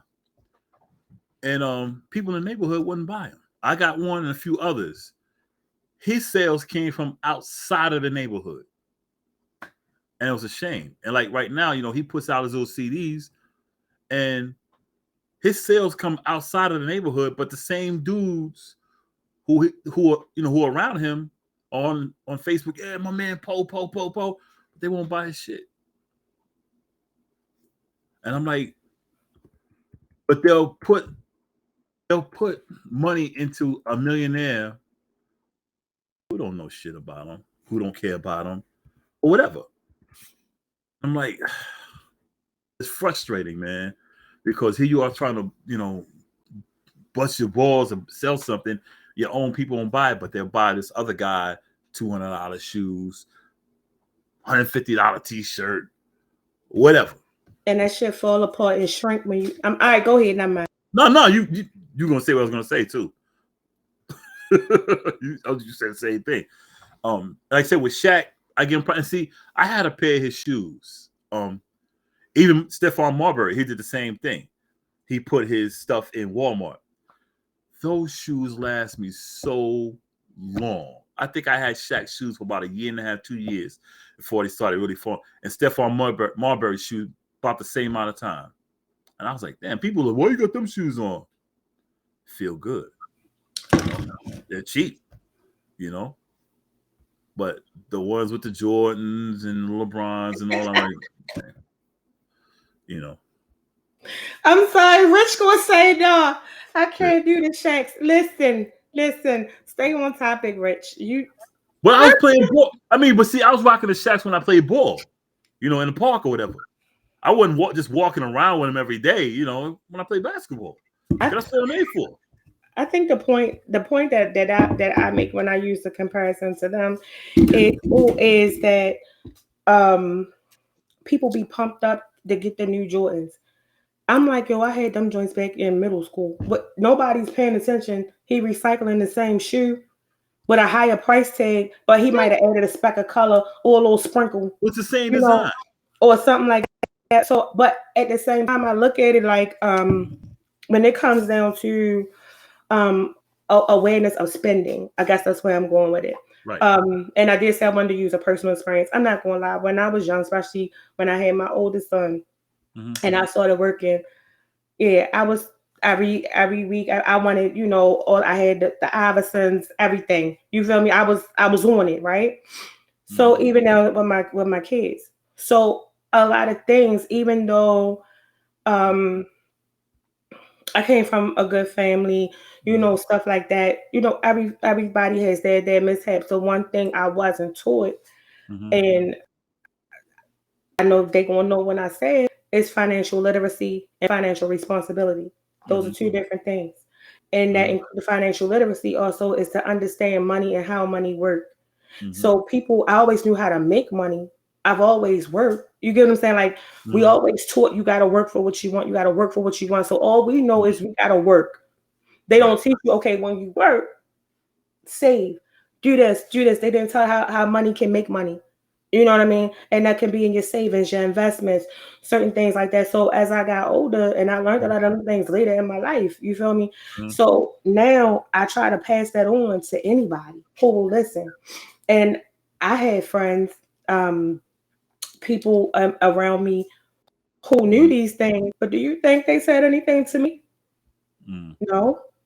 And I'm like, damn, if I knew what I knew now, shit would be a lot different, right? Right. So I think it's important when you mention finances to understand that. And that's why the one thing I said is I wish it was in the curriculums, right? So a lot of people don't understand, okay, yeah, you don't have to live paycheck to paycheck, no matter what your income is. It's all about your spending habits. So a lot of people work. So if you make $1,000 and you spend $400 on shoes, that's $600. You still gotta eat. You still gotta do shit. You still gotta do whatever. Right. So even if you stack in and let's say 20, 30 or whatever amount, put that into a savings. Don't touch it. Split your money up. You can have more than one account. Have an account for your bills, an account for your spending, whatever you're going to spend, and that's it. So then it comes amount of, okay, where can I save? And sometimes it's also good to put your stuff there and write it down and create a budget for yourself. It ain't even got to be a spreadsheet. Everybody not computer literate. Put that shit down. What do you spend in a day and where can you cut that back? Okay, I usually do this, but I'm going to do this. So what you save, just keep putting that into your account, your savings, and you'll start to see it go up. Let it sit there. Your money can make money. But they don't teach you that. But that's the shit that they know and that they can. Sometimes you don't even need a lot of money to invest. You can just say, I'm going to put like $5, $10 in this. Let that shit sit. If you let it sit for years, do you know how much money you got? Yeah. This is the stuff that they don't teach us. And this is the stuff that we don't teach ourselves. So I'm like, shit, I'm learning this shit now. And I'm looking like shit. People don't even know. Watch me work. I continuously educate myself, and this is not coming from nothing nobody taught me. And people who got money won't teach other people how to make money, especially with us. Most of this stuff I learned from people with outside of the community, reading, and sometimes what we consume is what we become. I don't consume a bunch of negative bullcrap. Like you see the stuff that I send you. I send you political stuff, astrology, what's going on in the world. And these aliens get ready to come here. And I also look at the market. They gonna mess with us though. Yeah, and I look at the markets. I look at the bills that's being passed because it affects us. There's so many laws being passed. There's a lot of financial laws that's being passed. So we go with what becomes popular or what we see somebody else do. Look at crypto crashing like a mug. Big time. But there are so many other things that you can put your money in. The same shit that you wear. So people not understand if all you wear is Nike and Jordans, right? Why you ain't buy a share? You could have took that 400 and put that into the share and get some money out of what you putting on your back, on your feet. The same way with anything that you buy. All of these things you can buy shares into. Where you go to the doctors, you can buy shares into that and let that do what it do. So I'm just like, damn. And I ain't gonna lie, I literally just learned all of this stuff, and that it got interesting to me. And I was like, damn, let me keep going. So now my algorithm changed. Yeah. We always talk about the algorithm. I'm sorry. No, you good. The Do your thing. algorithm and different things. Your algorithm is what you consume. So Right. when you feed things that feed your mindset already, when you change your mindset, you enhance it and you start to think different, you move differently. So now the stuff that pop up, and I'm like, damn, I'm just looking at this. Why does pop up here? I ain't mad at it, because now people don't get into what's going on in the Senate, what's going on in the government. I looks at that. I need to know what's coming. I need to know what bills to be paying. And I need to know how this is going to change the money market and the banks. Let me tell you, banks is getting ready to shut down. You know something? I'm glad you said that. I'm glad you said it, because I tell people they be like, I don't watch news. I say, you know what the news is? They say, what? The news is the plan. The news is the plan. If you want to know what's going on, you don't have to watch the news to be like, oh man, I can't stand the The news is the plan. If you want to know what's gonna happen, and it's not so much like, it's hard to explain. Watch the news. Some of it is bogus, but I always with not only that, not to Mhm. cut you off, if you don't know, every time when they go talk about laws and bills, that is public. And you can go, everybody be on YouTube. It is literally like right there. Everything that they talk about, all the bills that they pass, and then what is it called? Wall Street. Yep. Everything that happens in the money markets, the banking system, even laws that they are changing for your money. Yep. That they passing. And when what's some people, Bank of America did that shit that they did. That shit was playing. Yeah. That's why I don't mess with them. I used to deal with them years ago. I stopped dealing with them around 2005 because I was like, yeah. The news is the plan. The boring stuff is what you need to know. Right. It's the plan. They were like, nah, the news is rhetoric. It's all the news is the plan. If you want to know what's going to happen, you ain't got to watch it all. Just listen. Just watch. Because somewhere in all that nonsense, you're going to find out what you need to know. Nah, forget the news. Okay, but then I'd be like, did you hear about this? No, what happened? If you've been watching the news, you would have known about it. Just like you said about crypto. Everybody jumped on the crypto thing. I was like, nah. I'm gonna tell you where I learned when crypto first. I'm gonna tell you when crypto first came, right? Mm-hmm. And remember when everybody was selling gold? Yep. Gold was creating a market of its own. Mm-hmm. Nobody knew about. Still creating it. Y'all gotta look it up because when it hit, gold get ready to take over like a mug. Yep. My people put me on with that. But even when it came down to crypto and investments, I wasn't even into it. My oldest son was into it heavy, and he started teaching me different stuff. And so it's not even that we can't learn. Sometimes we also, I listen to these younger people because they have a different brain process of the new stuff that's coming up where they might can dumb it down for us. I'd be like, man, I don't know. And he'd be like, man, look, put this on your phone. And I'm like, I ain't put nothing else on my phone. He'd be like, man, put it on your phone. And then I was like, all right, I got it on the phone. And he said, just watch it. You told the stock thing? It's the stock thing, and that's when crypto was a thing. He said, "Don't put no money on it." He said, "But watch what it moves, but it's going to show you what to invest some money in. So don't invest in a crypto; you invest in the market." But he said, "Just watch it and see how it go, and you can see when to put your money in, and then you can see which ones don't pull it out. Because see, when it start going low, people pull that money out, and then when it go up, it's skyrocketing, and you missing more money than what you just took out." So he like just watch it, and I was like, what? So I listened. I got all that shit on my phone. You know what was so funny about that? You know how I learned about that? And it might sound crazy. Trading Places with Eddie Murphy and Dan Aykroyd. Because living in New York, I used to go to Wall Street like, what's really going on here? Then when I seen that movie, I was like, damn. Then when I see how they hustled hustled them old dudes. I was like, oh shit. Then once I started, like when I got locked up, it was a guy that was in there with me. Everyone always read the paper. He will always cut out the stocks page. And I sat when I said, yo, what's up? He said, man, check this out. And he was showing me stuff. He said, look, man, he said, I got stock in this right here. I said, well, he said, dude, because he was doing 5 years. He was like, the thing about it, dude, with that money sitting in there and me being in here, I'm not touching it. He said, when I get out, I'm going to have me a couple of G's waiting on me. Now, me and him lived in the same city. When he got out, that dude had about $17,000.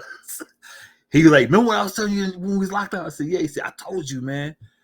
And he said, go watch that movie Trading Places again. So I watched it again. I was like, oh, shit. After that, what I do, like when I get paid, automatically 20% of my money goes in the bank, go in my savings. 20%. Always, no matter what it is. After, the 2 4s, the 400, some I pay my bills, the other bit, play around. But I get all my bills knocked out, and what I got left over, that's what I spend on me. But that 20% is in the bank. It don't get touched. Yeah. And it just took that one chance meeting locked up to meet this dude. Mm-hmm. And he said, yo, man, I live there too. And we linked up. He said, this is how you do it. This is how you read it. And like you said, I got it on my phone too. Got it on my phone too. But not only that, people don't understand. Sometimes understanding the financial. If I tell everybody, I ain't gonna tell my business, but I'm just saying what I would say to anybody that has a hustler's mentality. You got the mentality to be a mogul, and you don't even see it. And I tell like a lot of people, like I meet like little guys on the street, they like do my job, stuff like that. I be like, yo. Take just one class, one finance class, or an accounting class. That's all you need, because what you have, it's a big hustle. The money market investing is to understand where to put your money. Yep. Once you know where to put your money. Richard just stayed the book. I was just coming to my mind. The Richest Man in Babylon. So it's like, but once you understand where to put your money, how and once you understand the concept of spending and earnings and all of those things. And I was like, okay, I ain't gonna lie to you. That's why I'm going to get my master's, because I'm like, okay, I'm ready to turn it up a notch. Like, yep. All I'm gonna say is nobody has a clue. Right. And I'm just like, I just been like, sometimes you gotta prepare yourself. And I'm not scared to tell nobody. And that's why I tell people all the time, understand spending and be cautious of how you spend and where you spend. People be like, you don't have a shit, da, da, da, da. And that's why I'm like, no, even down when it comes down to like dating, if you good, and I know what I know, you know what you know, and you can grow, and you ain't trying to just stay right there. Oh, we gonna be good. But at the end of the day, it's kind of like even down to myself, and I'm just like, damn, I ain't know this then, but I know this now, but I know this now on top of other things that I've learned and other concepts that I've learned to make the better decisions and the smarter decisions. So once you pave that out and you understand organization, because another piece to being financially literate is you got to have organized thoughts. Or you got to have a clear process. And for me, that's where meditation and stuff come in. Because now my head is clear and I'm seeing things from a different spectrum. So I'm like, I'm at the best point in my life right now. And it's just going to be there. So I'm just like, okay, when people are like, oh, I'm not pressed on doing this now. Do I own a couple labels? Yes, I do. But however, I'm not pressed to get them for somebody else. I'm going to be comfortable. I'm going to get what I want wherever I see it, no matter where it come from. Right. You get what I'm saying? So I'm not trying to impress nobody but me at the end of the day.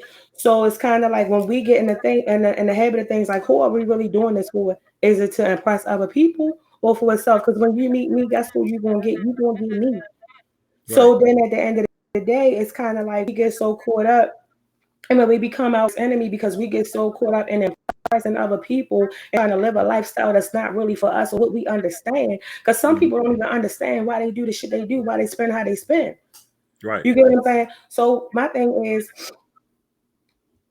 You ain't got to spend a whole lot on me. That's why if you're gonna be with me, okay, fuck that. No, we gonna take that money, we gonna invest that money. That's gonna go to something else. We building for tomorrow. You ain't gotta do all of that. Let's navigate this. Let's think about this. That's where my mindset is right now. I'm trying to think about how we gonna secure some shit, own some shit, build some shit, and I'm gonna make this shit right here. No, you don't even understand. Like, no, let's build there. Let's go ahead and build this hill. It's all about what you do and how you go. So it's kind of like you can't focus and worry about everybody else and what their image of you is. The only image you need to be is the image that you want. So sometimes we got to be cautious of how you can still have the same things. Yeah. But then it's also make sure you have other things aligned and you have your cushion. Like I even try to, teach my kids, my youngest son. Rich made a good point, like staying home. Like for kids to stay home as long as they can. And I tell my youngster, like, you don't have no kids, you ain't doing whatever you're doing, do this. Stack your dough. And my thing is, you ain't gotta go get an apartment, stack your money, you make decent money. Let me show you how. Open up a couple of accounts. Yep. One will be for you to buy your house, one will be for you to get whatever you get, and then one will be for you just to let that bitch stack. You get what I'm saying? And then start doing other things. So it's like now I got the tools where I can tell them the right way that somebody should have did for me. And that's the thing. We don't pass those things down. And we be in families where families got banked, but they won't teach the younger ones how to make money. And that's crazy to me. Yeah.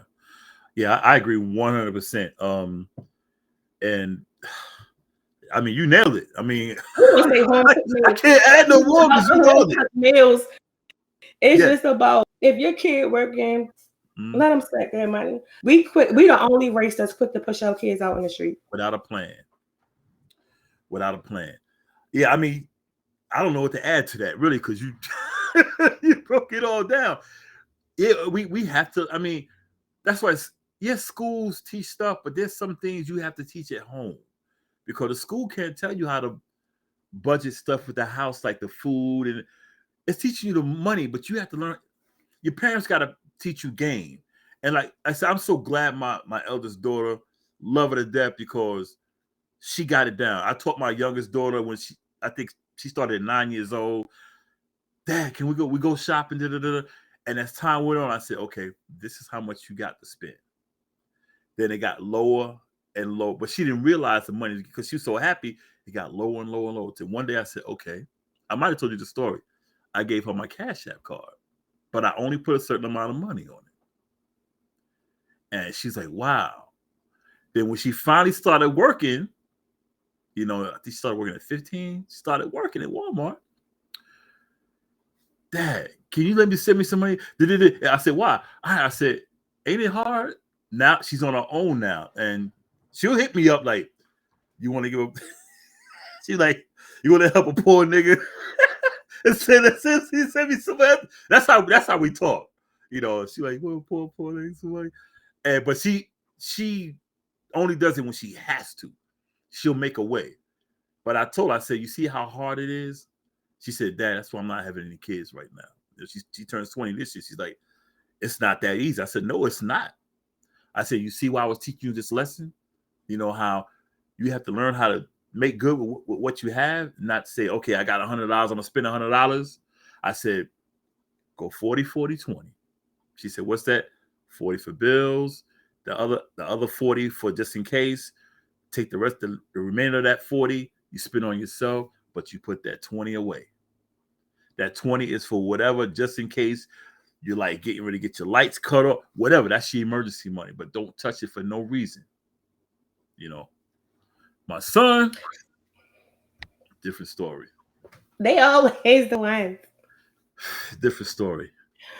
What's funny though? Yeah. With me, it's crazy because my boys, like my youngest son, that's the stingy. That one, he gonna be good. That's how my youngest son spend everybody else's money, but he will hold something. Now, my oldest son, as he got older, he's more aware. But I think it's also because I'm blessed to say that I have children that read, and they start to educate themselves. It's like the older they get, they yearn certain things of awareness and knowledge, and they like, my, because we was talking about like books and stuff the other day. It was some shit I Tell ain't him never to reach read. out to my oldest son. Yeah, and I was My like, oldest wow. son, he couldn't It hold. took us a minute to get here, though. Okay. My oldest son is 35. He'll be 36 this year. He couldn't hold water in a teacup for 5 minutes. He's like, he'll send me money. Yo, Dad, I need you to hold this money for me. I'll be like, all right, he'll like send me $500. By the end of the night, yo, man, you can send me $250 of that. Next day, yo, I sent you a cash check. Can you send me $150? That night, hey, yo, I sent you $50. I'm like, nigga, you ain't even got that no more. You borrowed that this morning. Yo, you let me borrow $50 then? Yeah. He still owe me money from 15 years ago. Yo, I got you, man. I got you, man. Dude, you still owe me money when you was in high school. What are you talking about? But my girls, They good. My youngest, the only one she might ask for money here, but it might be $10. That's it. It won't be nothing like $50 or $60. It'll be like maybe $10. She'll pay me right back, which I tell her don't worry about it. But him? Huh? I got two things, because it was one we didn't talk about that I really wanted to talk about, but I think I want you to mainly elaborate, and I'm gonna just go on mute. Mm-hmm. But this is just a tip for anybody who wants to learn about their spending and their budget. Mm-hmm. And it was a trick that I learned. I'm gonna tell you when I learned this. I just learned this in school before I graduated. It was in my my last year, my senior year, and we had to create a center. You know, everybody know I got my bachelor's in healthcare administration. So I know we had to do that in, yeah. So the thing was, we had to, part of our final project was to build a healthcare center, and you had to do budget, you had to do balances, you had to do like the projects, capital projects, and everything like that. For the property and everything too. We literally had to build it. Yeah, we had to. We had to take this piece of land, and we had to, on the computer, I had to make everything from the electrical to the hazards to the signs to the parking lot to the garden, the water, everything, elevators, windows, rooms, everything that was equipped, but it had to be within federal guidelines, right? So doing a budget. So part of that, one of the also things, our group project was, okay, we were on the admin team and we had to do this, come up with this capital project. So the personal project was, how do you, in turn with holding all of this, how do you budget your life, right? I said, damn, this shit is good. I need this, because I was struggling. You know what I mean? So this is something, and if anybody's a visual person like myself, when you see it, it makes sense. I did a budget of what I spent, like within a week, what I had to pay monthly, right? And then where I could save. And once you do that, you be like, I was spending recklessly. You know what I mean? And then it's kind of like, it make you understand how to save and where can you save money? Where can you cut back on? And I'm not gonna lie, I use that today. Like, okay, I'm spending too much. And then sometimes if you can take away what you spend, even if you put it in the shoebox, once you see how much money you can save, it'll change your life. That was just, okay, so I'm just telling you now, create for yourself your spending, your goals, and like what is your actual need of a necessity in your life. And that will, I'm telling you, change your life. You see it visually. And you'd be surprised what you spend that you don't need to spend on. Anyway, part of certain things, like we didn't speak on the crime part of how it works against us. The crime we could talk about it now, or we can come back to it in a later show. Either way. No, do you? Oh, you made what you just said. What you said prior made sense about the 3 accounts. That right there should be anybody's baseline. And the little thing you went through when I took hospitality and tourism, we had to do the same thing. We had a whole semester. We had to build.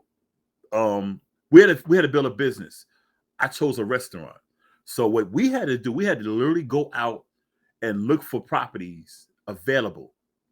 If someone found a property, I couldn't use that property. I had to go out there and find a property. We had to get the measurements.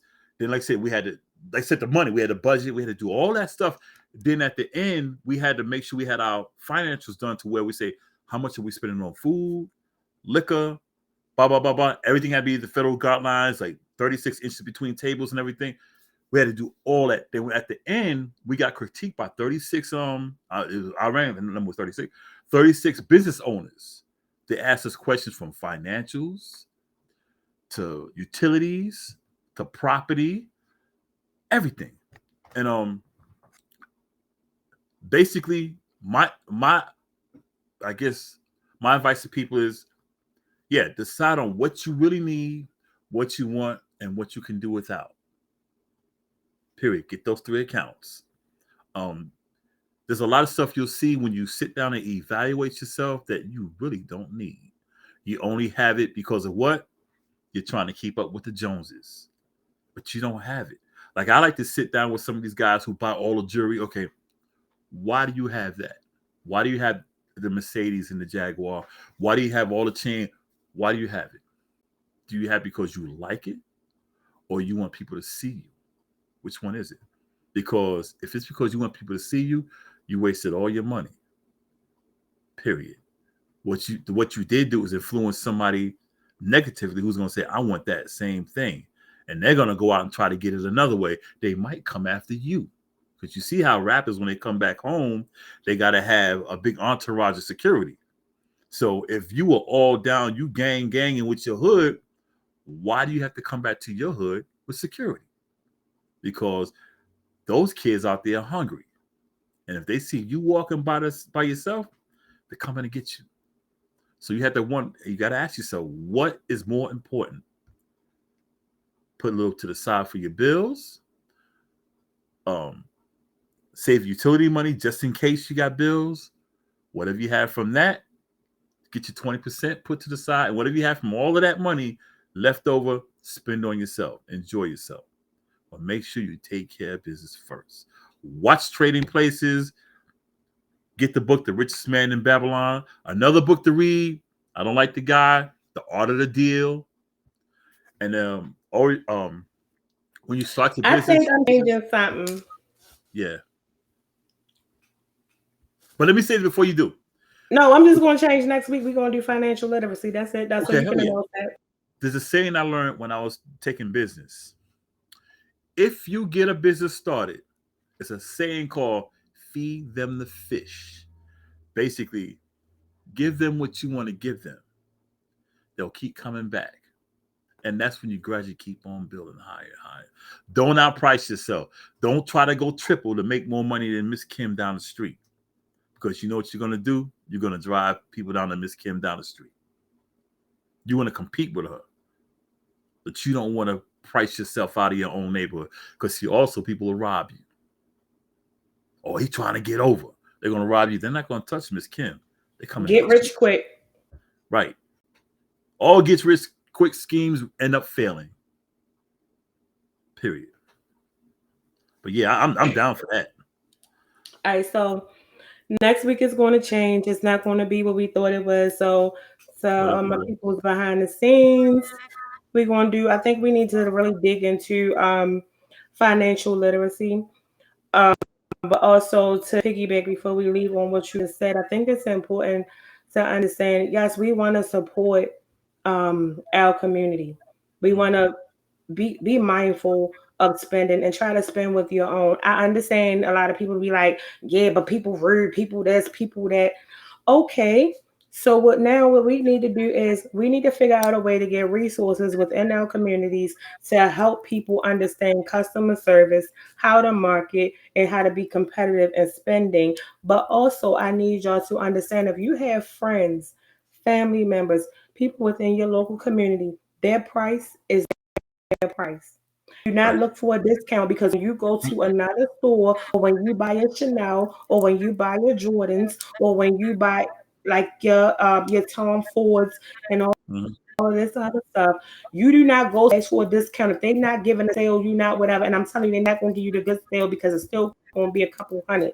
Mm-hmm. Support your people. That's the only way they grow. But to all my people, and especially my friends, because I love y'all to death, and this includes myself, Mm-hmm. in your business, do not limit yourself to an online sale. I understand we have websites, we have all these different things. The goal is to get a building. The goal Nothing's is better to than get being in person. infrastructure. The goal is to have Mm-hmm. employees. The goal is to really understand bossing up. We not bosses until we can employ our own. So that's just my message. So you want to take us out? Yeah, because you know what? When you do business in face to face with people, you expand your business. Because people talk about with discounts. If you spend your money at this person, he's going to make money, and eventually he'll be able to say, "Hey, I'm going 20% off of this. I'm going 50% off of this. Blah blah blah blah. Buy one get one free." But you'll help him to where you don't have to go in there and ask for the discount because he's going to put the discount for everybody to have. And he'll make his money. He'll do it again. He'll do it again and again and again and again. So don't ask for discounts. Help this man build. You know, he may give you a discount like, yo, since you've been coming here, I'm going to knock off $15. You know, build that rapport with him. Spend that money in there, you know. And Bosco, your painting your prices are your prices. I learned that, and I'm about to start again. So that's just what it is. Yep. When you paint, yeah, do not shortchange yourself. Your price is your price, because a lot of our people tend to think that art and that supplies, canvases, and all of those things are expensive. So this it's like you never shortchange yourself they want you to and do. your talent. And it's kind of people don't understand supply and demand. And then also we want to still replenish supplies to keep pushing product. So if you're going to support your people, support them. Their price is their price. But to my business people, make sure your prices are reasonable for the community that you serve. You want to upcharge somebody, upcharge the people outside your community. Exactly. That's it. That's it. I can't finish that one. But support each other, y'all. Yeah. And next week, so to all my people behind the scenes, Justin from Arkansas, I gotta do that at least. It don't sound right this week, Justin. So I'm gonna have to do it over. Hopefully next week, I'm right to be like my Justin from Arkansas. So next week, I'm not even gonna tell you what the topic was supposed to be. I'm still trying to lock down some people for that because I really want a nice panel. But be good. I said it's gonna be good. It's gonna be good. Yeah. So we're going to do just financial literacy. I think it's important for us to dive a little bit deeper into this. And I'll also share some things that I learned that's like really informational. And I'm all about giving information. If anybody have any questions, I'm not saying I'm an expert because I'm not. And I mean, if anybody got any advice for me or what I can do better, different, or whatever, please send it to me. You can DM me, you can do whatever, email me, it's on the website. Y'all know. Just y'all think I talk too much, I talk too loud, tell her and she'll chill me the hell out. Who? What you had said? Huh? Who said that? No, I said that.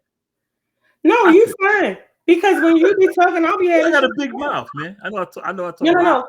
I'm gonna tell you something was funny. Because I don't be having nothing to say like that night. I was like, I don't know what the fuck. This is his thing. So then when you start talking, I was like, and another thing. And I was like, and I know.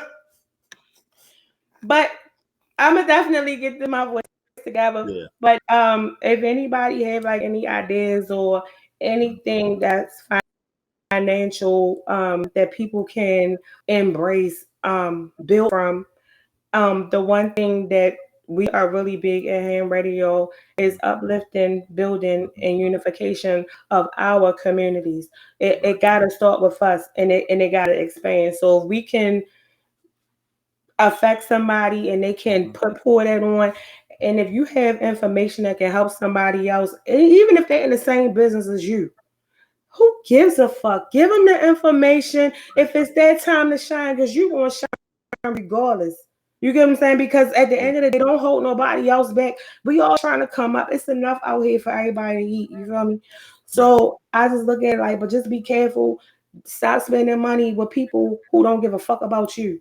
Right. I mean, I know what I was about to say. Our own community don't give a fuck about us, but if we don't give a damn and we don't start showing that we care about each other and we trying to support each other, it's never going to change. We got to start the change within us. Stop taking from our community, pointing to some other shit, and then we get the crumbs. No, let's get back to our kids, get back to our community, make our communities better, build in our communities, fix the homes in our communities, put businesses back that we own. So yeah, get y'all little online boutiques. That's cute. I like y'all, but the goal is to get a building in these same communities that you want people to support you and maybe give back. It ain't gotta be nothing too deep, but every little bit help. You feel me? Like just do Nothing's something. better than face-to-face contact. Yeah, like do what you do, but we all gotta stick together in some way, shape, or form. So to my circle of people, y'all know I love y'all. I want everybody to thrive. I want everybody to win. Drew, go to her page, Drew Creations. That's for your one-stop shop for your art, your everything like that. Boss from the Bronx, the good DJ, the paintings, the sketches, lit, J Nathaniel, photography, Tierra, shirts, hair, all that shit. I'm getting ready to do shirts in another 2 months too, so look out. Oh no, it's I got something already in the works. But I need to talk to you. We'll talk offline. Yeah, we about to be lit. You think I'm not joking? It's getting ready to go up. Of course, Ham Radio. Go to hamradio.org for your merch. Go to hamradio.org, Ham TV.